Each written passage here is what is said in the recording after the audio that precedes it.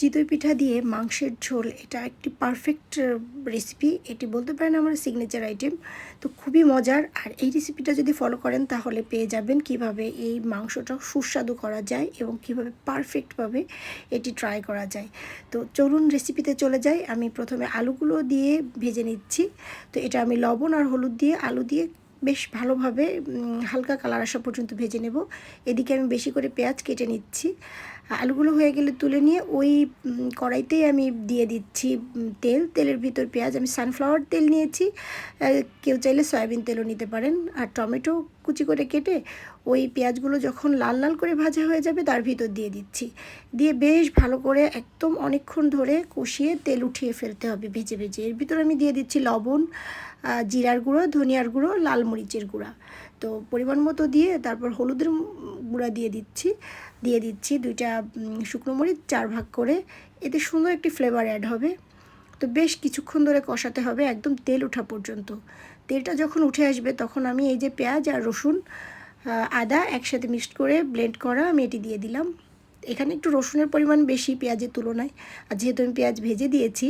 আর এই যে এই কষানো ভিতরেই আমি দিয়ে দিচ্ছি মাংসগুলো এই মশলার ভিতর। তো খুব ভালোভাবে কষাতে হবে। দেখতেই পাচ্ছেন একদম সুন্দরভাবে মাংসটা মশলার ভিতর একদম কষিয়ে কষিয়ে রান্না করতে হবে। এই কষানোটা যতটা সুন্দর হবে এই মাংসের টেস্টটা ততটাই ভালো হবে। তো আমি খুব ভালোভাবে কষিয়ে নিচ্ছি। একদমই নেড়ে চেড়ে বেশ কিছুক্ষণ সময় নিয়ে কষাতে হবে, প্রায় 6-7 মিনিট। চুলার আঁচ এই পর্যায়ে কমিয়ে আর এখন এই যে আলুগুলো দিয়ে দিয়েছি, দিয়ে আবারও খুব ভালোভাবে নেড়ে চেড়ে এখন আমি গরম পানি দিয়ে দিচ্ছি। গরম পানিটাই ব্যবহার করতে হবে এই রান্নাতে, তাহলে এর পরিপূর্ণ স্বাদটা পাওয়া যাবে। আর এটি খুব ভালোভাবে খুব মজা করে রান্না করতে চাইলে অবশ্যই গরম পানি ব্যবহার করতে হবে। দেখতেই পাচ্ছেন এখন কত সুন্দর কালারটায় আসছে।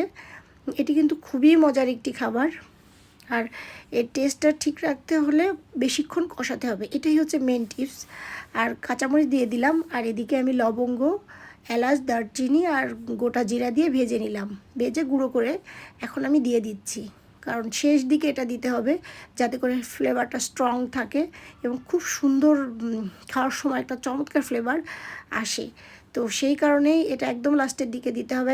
দেখতেই পাচ্ছেন ফাইনাল লুক। এত মজার একটি খাবার।